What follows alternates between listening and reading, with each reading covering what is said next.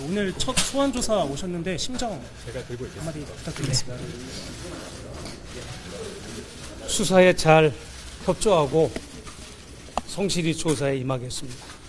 검찰에서 김건희 여사와 나눈 카카오톡 대화 내역 일체라든지 원본 영상을 제출해달라고 요구한 걸로 알고 있는데요. 오늘도 제출을 그건 잘못 알려진 내용이고요. 저는 이 디올백 수수 사건이 서울의 소리를 통해서 보도될 때 그때 당시 MBC 소속이었던 장인수 기자에게 모든 영상 원본과 또 카카오톡 원본 또 여러 가지 부대 자료들을 다 넘겨줬습니다. 넘겨줬고 저는 소지하고 있지 않고요. 갖고 있을 이유도 없고 마음껏 취재하고 보도하라고 담당 취재 기자에게 다 넘겨줬습니다. 오늘 아무것도 제출하는 거 없습니다. 아마 당시에 여사와 나눈 카카오톡을 했던 휴대전화라든지 그 촬영을 했던 손목시계라든지 그런 것은 지금 어디 있습니까? 그런 것도 역시 저는 그동안 5개월 가까이 많은 방송 인터뷰, 방송 출연 또 강연을 통해서 수없이 이 사건에 대한 내막을 소상하게 국민 여러분들에게 강조하고 이해를 시켜드렸습니다. 그거를 담당 검사들이 채집해서 수사하면 될 것 같습니다. 김건희 여사와 카톡으로도 이제 대화를 나눴다고 하셨는데 그 시점이 구체적으로 언제부터 언제까지셨는지 그것도 역시 이제 검찰에서 소상하게 밝히겠습니다. 접견 이후 작성한 메모랄까요? A4용지 6장은 제출을 하시겠다. 그것도 존재하지 않습니다. 잘못 알려진 거고요.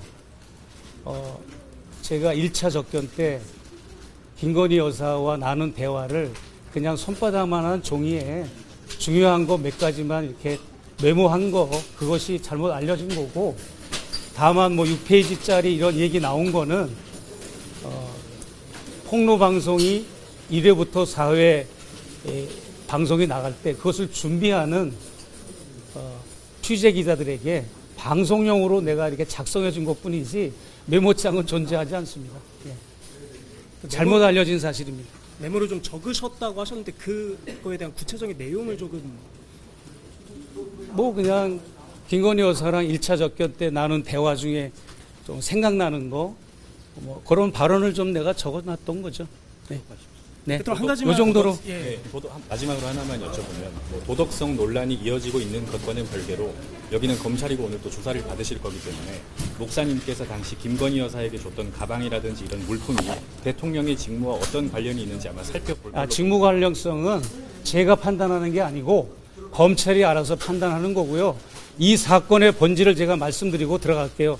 이 사건의 본질은 디올백을 수수했느니 샤넬 화장품 세트를 수수했느니 이게 본질이 아니고 김건희 여사가 대통령의 권력을 자신에게 집중화하고 이원화하고 사유화한 사건 그리고 국정농단을 하면서 이권 개입하고 인사청탁하는 것 이것이 저에게 목격이 돼서 이게 시작이 된 거고 그리고 저에게 받은 명품백뿐만 아니라 저 말고도 다른 대기자들이 복도에서 김건희 여사를 접견하려고 선물을 들고 서 있는 것 이것을 기자 여러분들이 취재해 주셔야 되고 또한 심지어는 함남동 관저로 이사를 가서도 백석대학교 설립자 장종영 박사로부터도 1,000만 원 상당 이상의 고급 소나무 분재를 관저 정문을 통해서 그 선물이 들어간 것 이런 것도 여러분이 취재를 해 주셔야 됩니다. 왜냐하면 그 백석대 설립자 장종원 박사는 학교 공금 횡령 때문에 총장 직위 해제가 됐고 또 재판에 있는 사람인데 그런 사람이 보낸 선물을 뇌물성 선물을 대통령이 직접 받고 관저로 보냈다는 건 대통령이 받은 거 아닙니까? 대통령이 받고 영부인이 받았다는 것 이것을 저는 강조했던 것이고 또 아울러서 공소시효가 지나지 않았다면 이것도 여러분이 취재를 해 주셔야 되는데 김건희 여사가 검찰 간부 시절 부인 그 자격으로 커머나 콘텐츠 전시회를 할 때마다 대기업의 협찬과 후원의 명목으로 그런 많은 자금을 지원받지 않았습니까? 그런 것 여러분 취재해 주셔야 되고, 중앙지검장 시절 검찰총장으로 그 진급하는 그 무렵에도 23개 업체로부터 또 협찬과 후원을 받지 않았습니까? 무슨 말이냐면 검찰총장 혹은 검찰 간부 부인 시절에 김건희 여사가 이렇게 많은 선물과 뇌물, 후원의 명목으로 이런 부정한 행위를 했다면 대통령에 당선돼서 영부인이 된 이후에는 하지 말아야 되지 않습니까? 그럼에도 불구하고 저를 통해서 선물을 받았고, 저 말고 같은 날 복도의 다른 대기자들의 손에도 명품 가방이 쥐어졌고, 한남동 관저로 이사로 가기까지 또 그런 과정에서도 알 수 없지만 많은 그런 선물을 받아왔기 때문에 우리 대한민국은 선진국입니다. 그렇기 때문에 국정을 책임진 대통령과 배우자는 결벽증에 가까울 정도로 청렴함에도 불구하고 그렇지 못한 대통령과 대통령의 배우자의 시대를 우리는 맞이하고 있습니다. 그래서 저는 언론을 질타하고 들어가고 싶어요. 왜냐하면 언론의 기능과 역할은 권력을 견제하고 감시하는 것이고, 권력의 부정부패를 캐내는 일이 언론의 사명입니다.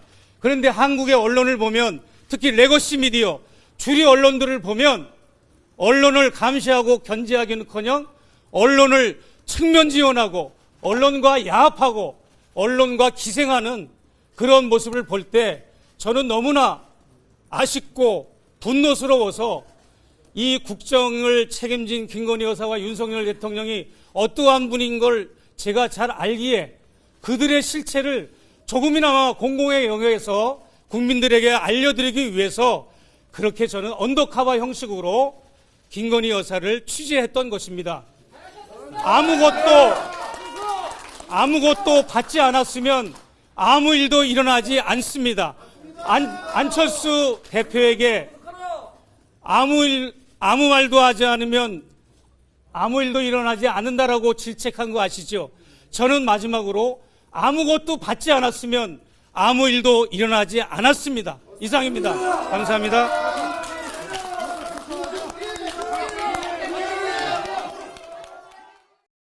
김건희 여사의 디올백 수수 의혹은 지난해 11월 유튜브 채널 서울의 소리가 영상을 공개하면서 불거졌습니다. 2022년 9월 최재형 목사가 김 여사가 운영하는 코바나 콘텐츠 사무실을 방문해 가방을 전달하며 시계형 카메라로 몰래 촬영했습니다. 가방은 크리스찬 디올의 300만 원짜리 파우치라고 했습니다. 이 비용은 서울의 소리 측이 댔습니다. 몰래 카메라도 서울의 소리가 준비했습니다. 최 목사와 서울의 소리가 공모한 함정 몰카 취재라는 게 대통령실 주장입니다. 최 목사는 청탁금지법 위반과 주거침입 혐의 등을 받고 있습니다. 하지만 최 목사 측은 공익적 취재 목적으로 김 여사를 만났다고 주장하고 있습니다. 검찰은 이에 앞서 최 목사 측에 김 여사와 오간 문자 메시지와 원본 영상을 제출해달라고 요청했습니다. 검찰은 오는 20일에는 윤석열 대통령 부부를 청탁금지법 위반 혐의 등으로 고발한 백은종 서울의 소리 대표를 불러 조사할 예정입니다. 청탁금지법에는 공직자의 직무와 관련해 배우자가 금품을 받더라도 처벌하는 규정은 없습니다. 하지만 이를 알고도 신고하지 않은 공직자와 금품을 준 사람은 3년 이하 징역 또는 3천만 원 이하 벌금형을 받을 수 있습니다. 이달 초 이원석 검찰총장이 철저하고 신속하게 수사하라고 지시한 이후 검찰 수사가 속도를 내고 있습니다. MBC 뉴스 이준입니다.